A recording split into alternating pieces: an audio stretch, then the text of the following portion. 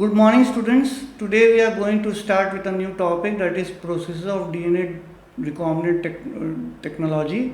In the previous lecture, we have already studied about competent host, that is the how to in the vector along with the recombinant DNA, how it can come inside the host organism. The methods we have studied. Now we are going to study about the processes which are involved in recombinant DNA technology. So let us start with the topic. Now processes of recombinant DNA technology, as you can see on the screen as such. First, it is very important to recognize where the desired DNA in which organism it is present. क्योंकि जिस organism में आपका desired DNA present है वहाँ से आपको उसको isolate करना है पहले उस पूरे डीएनए को, एंड उस पूरे डीएनए को आइसोलेट करने के बाद आपको उसको छोटे छोटे हिस्सों में काटना है with the help of restriction endonuclease enzymes. तो बट नेचुरल है, अगर आप पूरे जेनोम को छोटे छोटे हिस्सों में काटोगे with the help of a restriction endonuclease enzyme, your desired sequence will be in one of the fragment. कहने का मतलब है अगर पूरे जेनोम में एक बस छोटा सा हिस्सा है जहाँ आपका डिजायर्ड डीएनए प्रेजेंट है. अब आपने उस पूरे डीएनए को ही, पूरे जेनोम को ही बहुत छोटे छोटे हिस्सों में काट दिया with the help of restriction endonuclease enzyme. तो आपको पहचानना होगा कि आपका डिजायर्ड डीएनए किस फ्रेगमेंट में प्रेजेंट है. तो उसको पहचानना ज़रूरी है. उसको पहचानने के लिए we use a technique which is called as gel electrophoresis. उसके बाद आपने डिज़ायर्ड फ्रेगमेंट को निकालना होता है और उस डिज़ायर्ड फ्रेगमेंट को फिर वेक्टर में इंसर्ट करना होता है. तो हम लोग यही दोनों चीज़ें पढ़ने वाले हैं, किस तरह से हम बैक्टीरिया में, फंगी में या प्लांट सेल के अंदर जो डिज़ायर्ड डीएनए होता है उसको कैसे निकालने की क्या टेक्निक होती है. तो ये हम पढ़ने वाले हैं. तो let us now start with the topic in detail. First क्या होता है कि for example if the cell in which the desired DNA is present, if that is a prokaryotic cell, suppose bacteria, तो आप बैक्टीरिया की जो cell wall है उसका ब्रेक डाउन करोगे. तो ब्रेक डाउन कैसे होगा? With the help of a enzyme called as lysozyme. उससे सेल वॉल का ब्रेक डाउन होगा. फिर आपके उसमें 2-3 चीज़ें और प्रेजेंट होगी जिससे आपको डीएनए को अलग करना है, सेपरेट करना है. जैसे कि आरएनए प्रेजेंट होगा और प्रोटीन प्रेजेंट होगा. तो आरएनए को डिग्रेड करने के लिए यानी कि हटाने के लिए आप आरएनएस का यूज़ करोगे और प्रोटीन को हटाने के लिए प्रोटीएस का यूज़ करोगे और फिर अपने डिज़ायर्ड डीएनए को, जीनोम को वहाँ से बाहर निकालोगे. नाउ ये चीज़ें बाहर लिखी हुई हैं. अच्छा, इसके बाद डीएनए को बाहर निकालना ऐसे नहीं आइसोलेट कर सकते आप. इथेनॉल भी, चिल्ड इथेनॉल यूज़ किया जाता है ताकि डीएनए प्रेसिपिटेट करके ऊपर की तरफ टेस्ट ट्यूब में पहुँच जाए. और with the help of a spooling एक टेक्निक होती है जिसमें ग्लास रॉड से आप डीएनए को एनवेलप कर लेते हो. पूरा डीएनए जो है वो एनवेलप हो जाता है ग्लास रॉड से, तब आप उसको बाहर निकालते हो. तो ये चीज़ें आपके स्क्रीन पे दी हुई हैं, आप देख सकते हैं कि बैक्टीरिया के लिए आपने जो एंजाइम यूज़ किया उसके सेल वॉल को डिग्रेड करने के लिए, उसका नाम होता है लाइसोजाइम. ठीक उसी तरह प्लांट सेल से अगर आपको डीएनए निकालना है तो आप जो एंजाइम यूज़ करोगे वो सेलुलेज होगा या हेमी सेलुलेज होगा या उनका कॉम्बिनेशन होगा. अगर आपको फंगी से ही अपना डिज़ायर्ड डीएनए आइसोलेट करना है, अपना डीएनए आइसोलेट करना है, तो you would use an enzyme which is called as chitinase. Because उसका आप जानते हो सेल वॉल का इंपॉर्टेंट कंपोनेंट होता है काइटिन, CHITIN. तो उसको डिग्रेड करने के लिए चिटिनेज का इस्तेमाल करना होता है, यूजिंग चिटिनेज एसिड.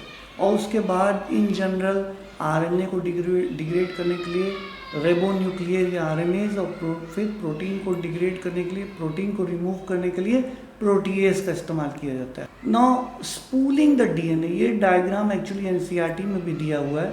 डीएनए एक स्टिकी होता है, वो एडहायर हो जाता है सरफेसिस पे. तो ग्लास रॉड हम यूज़ करते हैं, इसके it can be use to spool, that is to remove the DNA by using turning motion. ऐसे गोल गोल उसको घुमाते हैं, that is called as turning motion. और उसके बाद डीएनए जो है वो ग्लास रॉड पे एडहायर हो जाता है and we can isolate the DNA as such. Now after isolating the DNA, अब पूरा डीएनए डिजायर्ड डीएनए नहीं, उसमें कुछ छोटा सा हिस्सा डिजायर्ड डीएनए. तो सबसे पहले हम उसको कट करते हैं अलग अलग सीक्वेंसेस पे, और उसके बाद किसी एक रिस्ट्रिक्शन एंडोन्यूक्लियर एंजाइम का यूज़ करते हैं पूरे डीएनए पूरे जीनोम को कट करने के लिए, उसमें कोई एक छोटा सा हिस्सा है जो हमारा डिज़ायर्ड फ्रेगमेंट कंटेन करता है। तो कैसे पता चलेगा कि वो कौन सा हिस्सा है जिसमें हमारा डिज़ायर्ड डीएनए है? तो उसके लिए हम एग्रोस जेल इलेक्ट्रोफोरेसिस यूज़ करते हैं।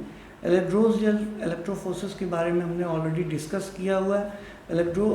एग्रोस जेल इलेक्ट्रोफोरेसिस में जो मीडियम होता है वो एग्रोस होता है, उसमें छोटे छोटे पोर्स होते हैं। DNA is allowed to run, उसको हम इलेक्ट्रिसिटी या सेल से कनेक्ट करते हैं तो उसमें नेगेटिव और पॉजिटिव एंड्स क्रिएट हो जाते हैं इलेक्ट्रोफोरेसिस में। तो DNA being the negatively charge, it will always be attracted toward the positive pole. DNA is allowed to run under electricity, और डीएनए रन करता है, एग्रोस पोल से पास होता है। जो छोटे डीएनए के फ्रेगमेंट्स होते हैं वो जल्दी नीचे आ जाते हैं, जल्दी पास होते हैं, जल्दी रन करते हैं एज़ कम्पेयर टू बड़े जो लार्ज साइज फ्रेगमेंट्स होते हैं। तो आप ये देख सकते हो यहाँ पे डीएनए का वो दिया हुआ है कि कितने केबी के जो बहुत छोटे डीएनए होंगे, छोटे केबी के, वो जल्दी उतने ही टाइम पे जल्दी नीचे आ जाएंगे। जैसे आप देख सकते हो ऊपर वाला 8 केबी है, उसके ठीक नीचे 6 केबी है, और उसके भी ठीक नीचे 3 केबी है, उसके भी ठीक नीचे 2 केबी और उसके भी ठीक नीचे 1 केबी। कहने का मतलब उतने ही टाइम में 1 केबी यानी कि 1000 न्यूक्लियोटाइड्स का जो डीएनए का फ्रेगमेंट है वो नीचे आ जाता है। अच्छा, जब आप रिस्ट्रिक्शन एंडोन्यूक्लियर एंजाइम यूज़ कर रहे थे किसी भी बैक्टीरिया, प्लांट या फंगी से अपने डिज़ायर्ड डीएनए को आइसोलेट करने के लिए, तो एक्चुअली ये लोकेशन आपको पहले ही पता होती कि उस पूरे जीनोम में हमारा डिज़ायर्ड फ्रेगमेंट कहाँ लोकेटेड है।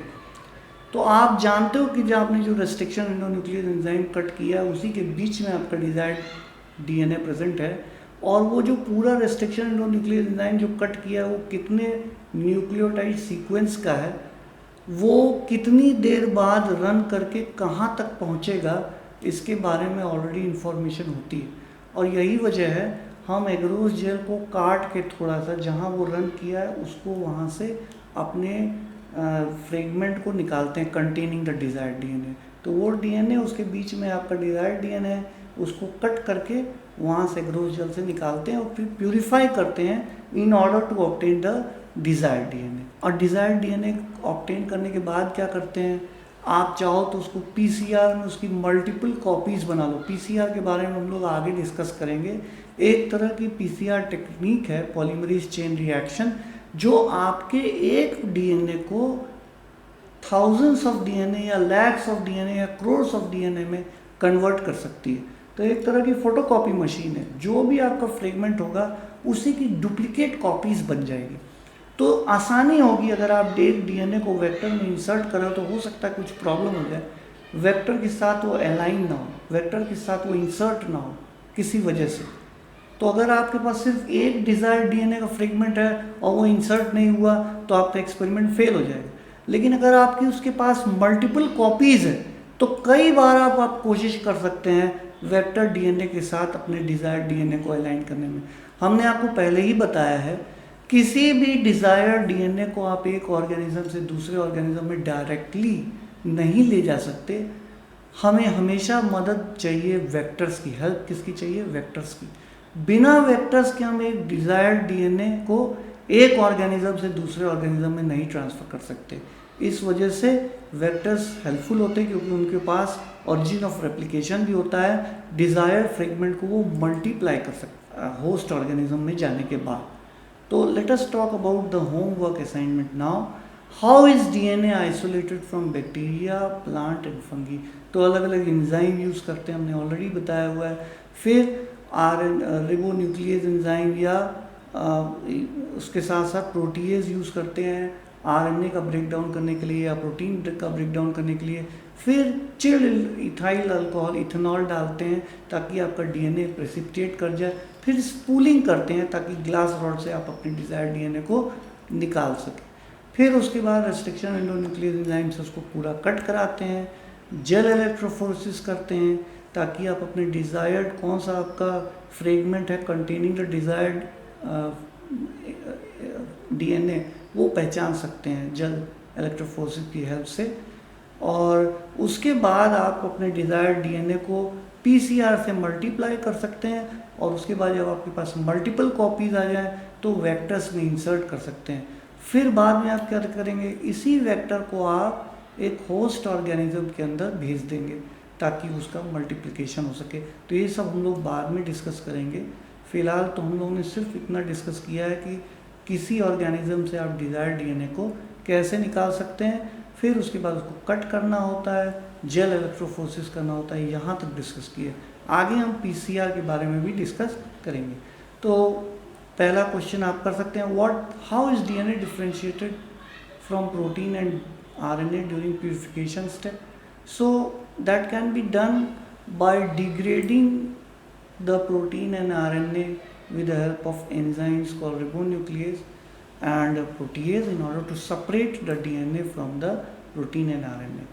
What is the function of agarose gel electrophoresis? It is a technique through which fragments of DNA can be separated. जो आपने restriction endonuclease enzyme से DNA कट कराए हैं वो बड़े हैं या छोटे हैं, based on their size they can be separated with the help of agarose gel electrophoresis. I hope you like my lecture of today. Thank you very much.